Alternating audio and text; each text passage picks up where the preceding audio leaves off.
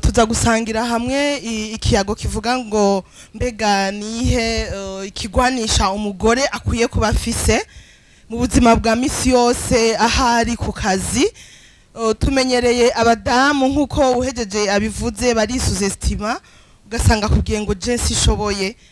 Je nitwa Joyeuse Nahigejeje nkaba nkora mu shirahamwe Tarse nkaba ndi umu expert local muri iryo shirahamwe kandi nkaba mfise projet ntwara mu ma province ane nkaba kandi umu assistante mu programme manager. Ivyo rero ndabishimira Imana kuko ndi umudamu umwe. Ego kandi hariho n'abagabo ntimwumve gutyo, hariho n'abagabo dukorana mugabo akona ko Imana yangiriye nanje kugira ngo izirerekana ko n'abagore dushoboye. Rero hari ivyo nashoboye kwegeranya kumbure hariho n'ibindi urashaka kwiyongerereza ko hari icambere mvuga ni intelligence et la stratégie, nukuvuga bwa bwenge ushobora kurondera mu gusoma ibitabo, bwa bwenge ushobora kurondera mu kwiga, hanyuma ukamenya strategie ukoresha kugira ngo ico kigwanisho wihaye arico intelligence na strategie ugikoreshe mu buzima bwa misi yose, ugire ico ukora mu influence environnement yawe kandi ukabura umugore uzi yuko wiyemera. Turi kumwe kwiyemera. Igira kabiri ni confiance en soi. Une femme sûre d'elle impose naturellement le respect et inspire les autres. Umukenyezi yifitiye confiance nukuvuga kuri we ashaka kuvuga ati iki kintu je suis sûr de moi-même. Hanyuma kandi uyo mukenyezi ashaka kuinspira les autres. Nitwe babakenyezi usanga azi ikintu akacigumizamwo kandi abakenyezi benshi usanga ariko bimeze tuma dushaka tunyegeza muga nkunda kuvuga nti icuzi ntugitange bazokiguhambana kandi nta uzoronka avuga ati nakaniwe yakimpaye. Haleluya. Tuze turasangira ivyo dufise. Le charme et la persuasion, savoir convaincre et captiver son entourage peut ouvrir bien les portes. Nukuvuga la charme kuba attirante, persuasion kamenya ingene ushaka guconvaincre tes idées, les opinions, abandi ukabaconvaincre ukabereka yuko ushoboye.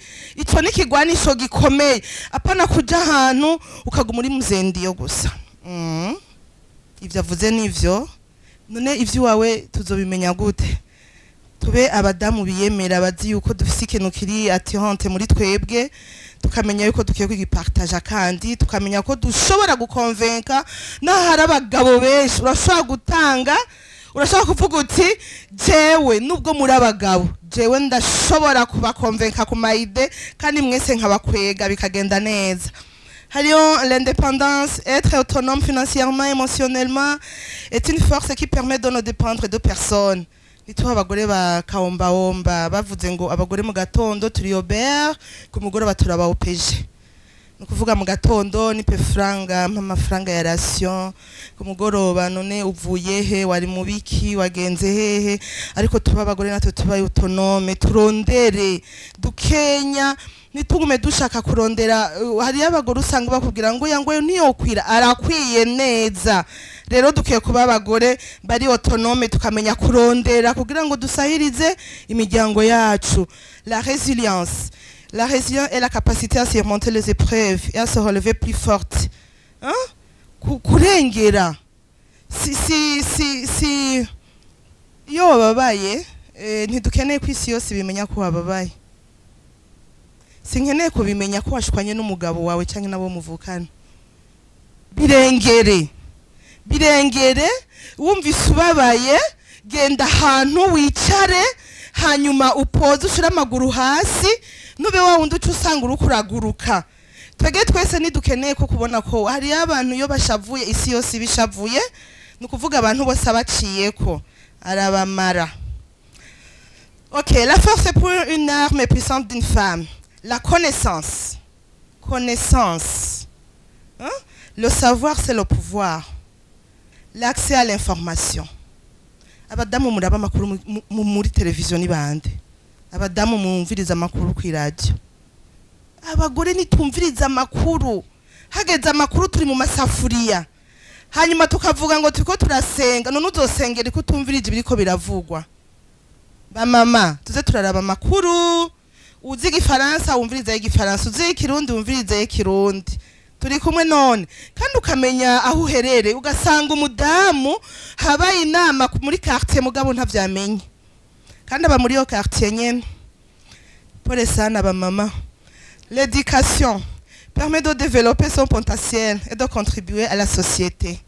Ivyo wize uri kubikoresha gute aho ubaye? Turi kumwe ivyo uzi uri kubifashisha abantu gute? La communication, la capacité de communiquer efficacement et de mobiliser les autres est une arme puissante dans le domaine de la politique, du marketing, du leadership et des relations interpersonnelles. Ndumva ko mucumva cyane. Communication. Tuze turakomunika. Muvuga ugasanga ari umama yaje ngaha atabwiye umugabo ko yaje, cyangwa waramwinformye. Waramwe uti ejo nzoba ndi quelque part hariya. Communiquer. Udakominitse ntahushika. No mubuzi udakominitse ntahushika. Aho uri hose udakominitse ntahushika. L'amour. Bien que cela puisse sembler cliché, l'amour peut inspirer, motiver, guérir, transformer les individus et les sociétés. Ego, urukundo. Urashobora kwinspira, urashobora kumotiva kubera urukundo. Uri umunyarukundo uramotiva. Uri umunyarukundo urashobora gukiza. Uri umunyarukundo urashobora guhindura ibintu vyari bibi bikaba vyiza. Uyo n'umukenyezi ashoboye kandi umukenyezi w'agaciro. Turi kumwe. Ego. Muguheraheza hariyo la vérité, la recherche de la vérité, l'intégrité morale peuvent avoir un impact profond sur le monde. L'espoir, l'unité, la résilience, la violence. Nukuri ndabashimiye cyane kuri aka résilience nashaka ndabereke uno munsi washaka gusanga ibintu biri rouge ibintu bimeze nabi mugabo ugasanga Imana igenda guhindurira bigahindura isura bikaba bleu ugatangura gutwenga. Aba mama muze muratwenga apana kuguma munyonye iminwa gusume ngo turi mu ntambara, ariko Imana irashaka guhindura vyose. Nituguma muri rouge gusa na bleu vyose. Imana ibahezagire. Murakoze.